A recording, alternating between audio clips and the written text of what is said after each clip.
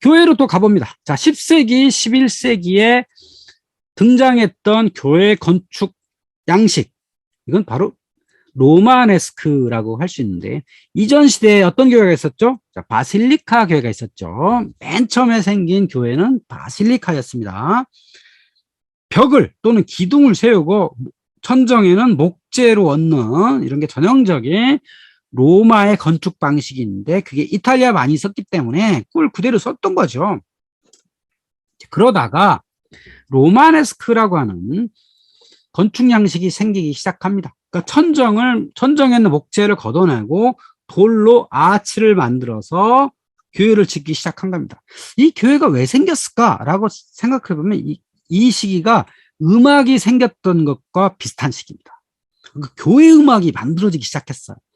그러면 교회 음악이 교회 안에서 뭔가 이렇게 사용일이 시작하면 목재는 소리가 흡수가 돼버리거든요. 그 소리가 잘 안 들려요. 근데 천정을 이렇게 돌로 만들었더니 소리가 공명이 됩니다. 교회가 천국 같은 느낌이 드는 거죠. 그래서 이 교회는 롬바르디아 지방에서부터 만들어지기 시작해서 이 롬바르디 지역의 기술자들을 프랑스 지역의 사람들이, 영주들이 데려다가 교회를 짓기 시작한 거예요.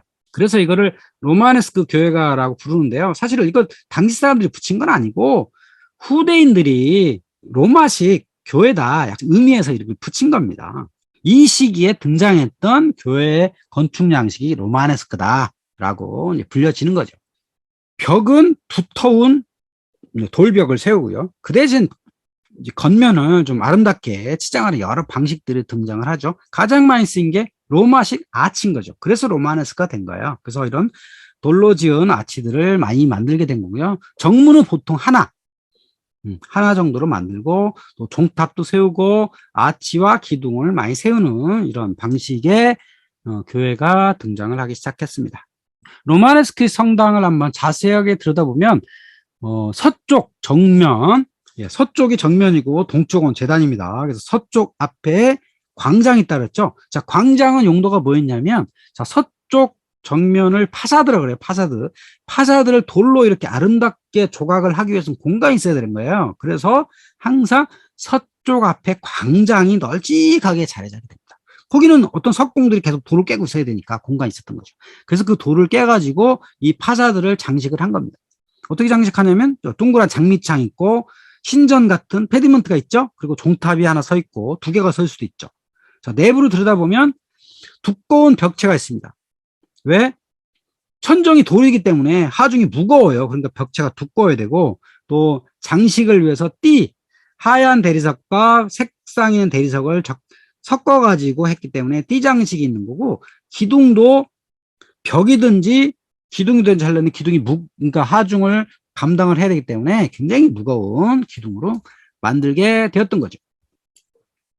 자, 로마네스크 교회를 한번 자세하게 들여다보면 이렇습니다. 외부 구조예요. 자, 왼쪽부터 보면 3 내지 5개의 네이브. 자, 네이브가 뭐냐면 중앙통로가 있고, 여기는 신도석이 있고, 좌우측에 사람이 지나가 쓰는 아이라고 하는 통로가 있어요. 그 네이브를 하는 거고요. 또 종탑이 있어요. 자, 서쪽 파사드에 보면 종탑이 하나 서 있거나 두 개 서 있거나 그럴 수 있겠죠. 그리고 버트러스, 위에서 누르는 하중을 감당하기 위해서 벽을 또 하나 세워요. 이걸 버트러스라고 부르고요. 베럴볼트는 이제 아치가 쭉 이어지면 베럴볼트가 되고요. 또 중앙에는 라틴 십자가 형태입니다. 그러니까 교회는 기본적으로 십자가 형태를 띱니다. 그러니까 로마 카톨릭 교회는 다 이런 라틴식 십자가를 썼습니다. 그래서 한쪽 길죠? 우리가 아는 십자가 형태의 교회다. 후면에는 앱스가 있다. 여기는 이제 재단이 있는 거고요. 보통 1층 내지 2층을 갖고 있었다. 자, 내부를 보면 되게 아름답죠? 이탈리아 북부에 가보면, 특히 산타마리아 노벨라 성당에 가면 이렇게 파사드가 아주 예쁘죠?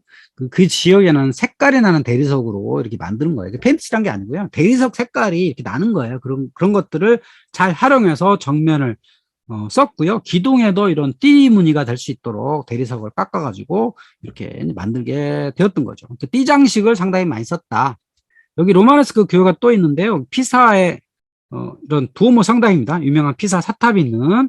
근데 그 피사의 사탑은 원래 용도가 종탑이에요. 그러니까 종탑 중에서 아주 특이하죠. 위로 올라가서 종탑이 되는 끝이 표적까지 하는 이걸 아케이드라 하는데요. 사람이 이렇게 지나갈 수 있는 그 기둥이 쭉 있는 그곳이 아케이드인데 아케이드를 만들었던 이탈리아식 로마네스크 방식이라고 할 수 있죠. 라틴 십자가 형태로 만든 로마네스크 교회다. 자, 이 로마네스크 교회는 어디에 많이 있냐면 순례길에 많이 있어서 특히 파리에서 출발해서 산티아고 콤포스텔라까지 가는 그 길 노선에 파는 로마네스크식 교회가 있었던 겁니다. 그러니까 시계가 맞아떨어진 거예요. 그러니까 이 산티아고 길로 가는 그 길이 만들어진 게 10세기, 11세기경인데 그때 주로 요 교회 양식이 개발이 되었기 때문에 이때 많이 건축이 되었던 거고 그 순례길 사람들한테 잘 어필이 될 수 있도록 교회 양식도 그에 맞춰서 만들어진 거죠. 가장 대표적인 뭐 순례교회는 여기 산티아고 콤포스텔라 교회겠죠. 이 교회는 여러 가지 방식이 섞여 있어요. 원래 처음에는 로마네스크로 만들었다가 이 종탑은 보면 로마네스크 같진 않죠. 되게 여러 가지 장식 부분도 많고 그래서 고딕식도 있고 바로크식도 섞여 있고 여러 가지가 섞여 있습니다.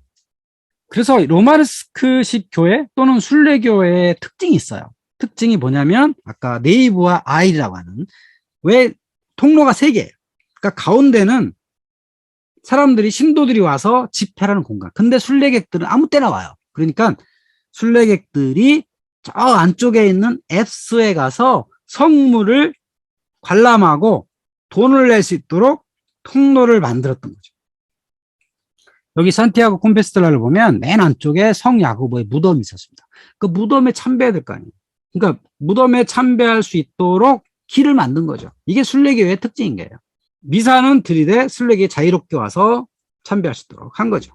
당연히 참배를 하면 당연히 돈을 내겠죠. 이런 목적도 숨어 있죠. 자, 로마네스크 교회 입구는 보통 하나입니다. 나중에 고딕식으로 가면 3개로 늘어나는데요. 이때는 문이 하나였어요. 그리고 이 문 위에다가 뭔가 디자인을 하게 되겠죠. 문이 있고 그 위에를 인방이라고 그러는데 문 위에를 상인방이라고 불러. 그 상인방에 어떤 조각품이 들어가고 상인방 위에를 동그란 걸 팀파늄이라고 하는데 팀파늄에 이런 조각품이 들어가 있던 거죠. 가장 많은 조각으로 쓰였던 게 사복음서 저자들이었습니다. 근데 사복음서 저자들을 그냥 표현하지 않고요. 뭔가 동물의 형상으로 표현을 해요. 이게 이제 관행입니다. 그럼 동물의 형상이 뭐냐? 사람, 사자, 독수리, 소예요. 사복음서라는데 사복음서가 뭐죠? 마태, 마가, 누가, 요한이죠. 이 4명을 동물로 표현하는 방식이 있는 겁니다. 그러면 왜 사복음서를 이렇게 동물의 상징을 하느냐? 이거는 이제 구약과 신약으로 연결될 수가 있어요. 그러니까 구약에는 맨 먼저 어디서 등장하냐면 에스겔서에 이렇게 나온 거죠. 그들에게 각각 4얼굴과 4날개가 있고 그들의 다리는 곧은 다리요.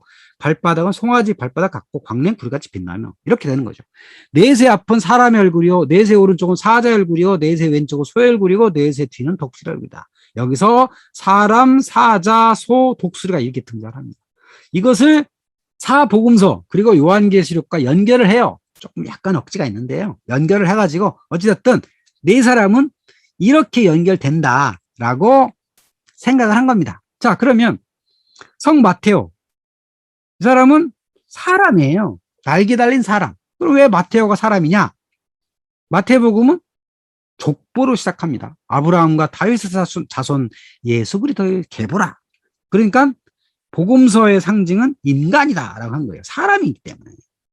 자, 그럼 마르코는 뭐부터 등장하냐? 하나님의 아들 예수 그리스도의 복음의 시작이라. 세례 요한이 소리를 높여 외쳤다. 사자가 포효하는 것처럼 했기 때문이다. 그래서 성 마르코의 상징은 사자가 된 겁니다. 그럼 성 누가는? 누가의 첫 장 기사는 제사장 사가랴의 이야기입니다. 사가랴가 제사장 직무를 수행하는 중에 세례 요한이 등장을 해가지고 희생제사를 드렸다. 희생제사를 드릴 때 제사를 드리는 건 뭘 가지고 드리냐면 소를 가지고 드리거든요. 사실 소를 가지고 드리는 건 그리스 신화에도 많이 등장을 해요. 그러니까 헬라 시대에 많이 썼던 게 소를 희생제사 드리는 거거든요. 그러니까 이런 연결해가지고 누가는 소다. 그리고 성 요한은 태초에 말씀이 계시니라 라고 시작하죠. 그것은 독수리와 연결됩니다. 그래서 4명의 복음서 저자를 이렇게 의인화시키고 동물 형상으로 표현하는 게 관행처럼 내려온 겁니다. 그래서 여기 루벤스가 그린 그림에도 사복음서의 표현이 이렇게 있어요. 그 복음서 저자들이 4명의 남자가 있고 주변에 이 사람은 누구다라고 알려주는 메시지가 있습니다. 그러니까 루벤스의 그림을 보면 이 그림은 여기 등장하는 인물이 누구다라는 걸 알려줍니다. 여기 오른쪽에 있는 남자의 머리 위에는 독수리가 있죠. 그리고 또 중간에 있는 남자 발 밑에는 사자가 있고요. 또 맨 왼쪽에 있는 남자 등 뒤에는 소가 있죠. 소의 머리를 깔고 앉았잖아요. 가운데 있는 남자 뒤에는 이제 천사가 있고. 그래서 이 사람은 누구, 이 사람은 누구다라는 걸 알려주고 있죠. 그래서 이런 사복음서에 등장한 저자들을 이렇게 팀파눔에 많이 좀 새겨넣는 게 관행 중에 하나였고, 또 그거 말고도 특히 천국의 모습을 많이 이제 새기기도 하죠. 여기 그 콩쿠에 있는 생뚜뿌아 성당의 팀파눔에 보면 천국에 있는 예수 그리스도와 나머지 사람들의 모습들을 이렇게 그리고 있죠. 독일 트리어 대성당의 팀파눔에 보면 가운데 예수가 있고 맨 왼쪽에 누구겠어요? 이건 이제 성모 마리아일 거고, 오른쪽에 있는 남자는 열쇠를 들고 있네요. 그러니까 이 남자는 베드로겠죠. 이렇게 팀파눔의 여러 가지를 그리는 게 로마안스 그 교회의 특징이었다라는 것들을 알 수가 있습니다.